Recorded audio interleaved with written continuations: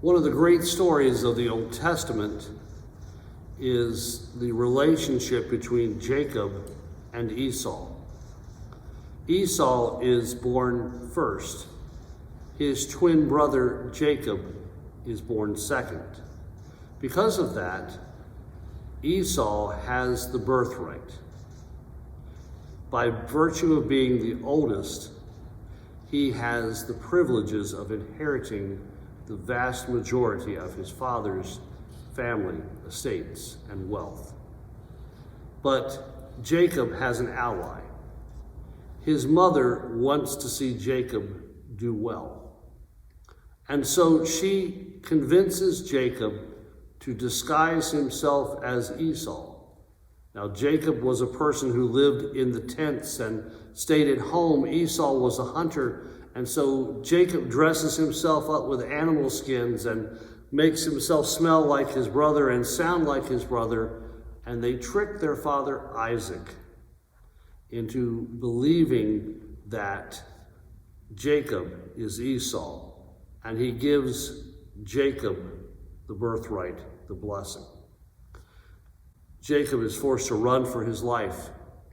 He spends many years out in the far country conniving and trying to convince Laban, his father-in-law, that he's a good guy and that he's to be trusted when he really is not.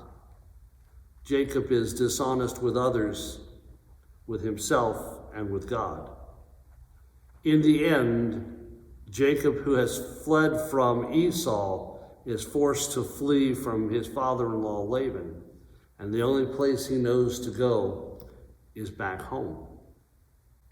His deceitfulness and dishonesty is about to catch up with him. And Jacob, not being very brave, reaches the river Jabbok. And he is about to cross over, and there he will be in the territory controlled by Esau, and he's afraid, so he sends all the animals, all the children, and the women on ahead with a gift for his brother, hoping to placate him. And Jacob sleeps alone on the other side of the Jabbok River, waiting for the next day to dawn. And during that night, he wrestles with an unknown man. Now, we who read later know that that man that he's wrestling with is God. And God does some things for him in that wrestling that I think are important for us to note. One is he gives him a new name. No longer is he known as Jacob. He's now known as Israel. God extends to Jacob grace, in the sense that Jacob is wrestling with who he has been and who he is to become. And he is forever changed by this encounter with God. And 3, wrestling with God allows him to know God personally.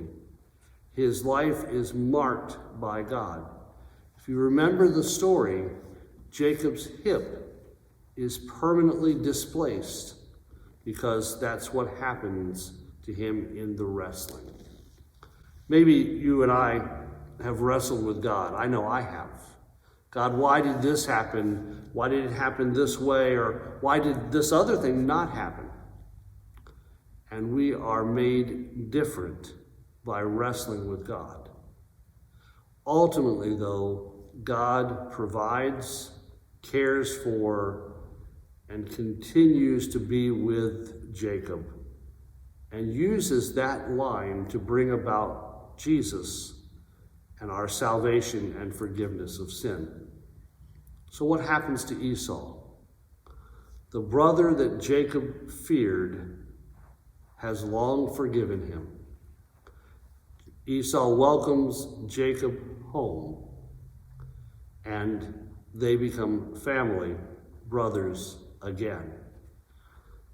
It's interesting to me that Esau is more faithful in some ways even than Jacob is.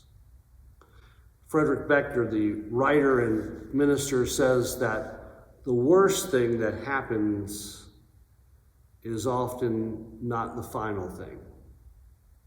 And I've also heard from other sources that the worst thing that we think can happen rarely does. Jacob so much was afraid of his brother, but in the end, love conquered, not fear and hatred. In our lives today, may love conquer our struggles with ourselves and with others. This is Reverend Dale Brown from Community Church at Ocean Pines, and may God bless you.